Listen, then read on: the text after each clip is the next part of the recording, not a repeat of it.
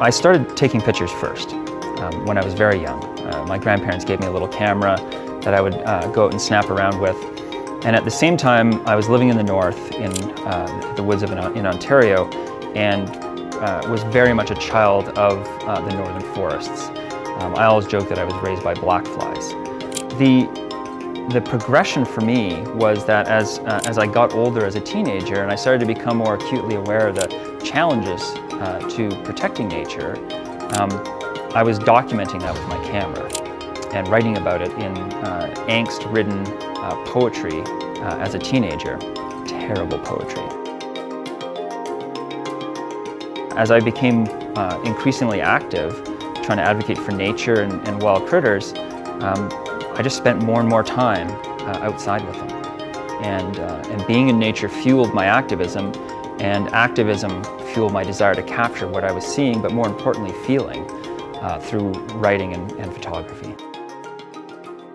I came to the area because of its spectacular beauty. I got a job for Parks Canada in 1992, and that brought me from Ontario to Alberta.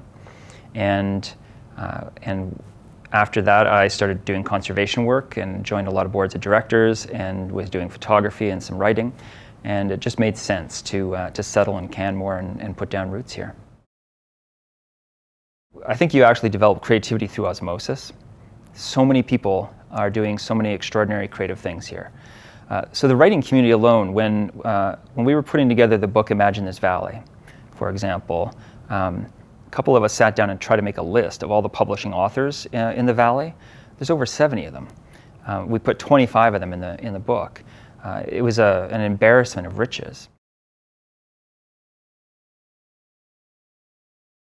Most days I'm caught between the conflicting emotion of wanting to put my camera down and never pick it up again, because there's simply nothing more that I could add to the body of work being done here, and wanting to pick it up and run outside and immediately start shooting because of the enormous diversity of work that's happening here.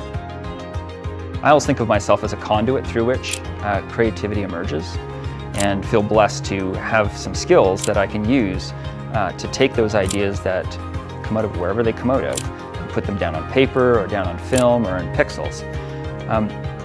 The natural outpouring or a result of that is books that cover a wide range of topics and a wide range of genres. So, my first book was a book on activism through the lens of the Tao Te Ching, which is, ancient Chinese text, Carry Tiger to Mountain. My next book was a murder mystery. And I sort of flip-flop back and forth between, Buddhist spiritual practices and personal self-reflection and people getting killed. Well, right now I'm working on another book of photography from the Waterton Lakes National Park and the Castle Wildland Provincial Park area. I have a couple of other projects. I'm working with a collaboration of photographers on a book on the Bighorn, which is an area to the north of us here in Canmore. And I've got a couple novels on the go.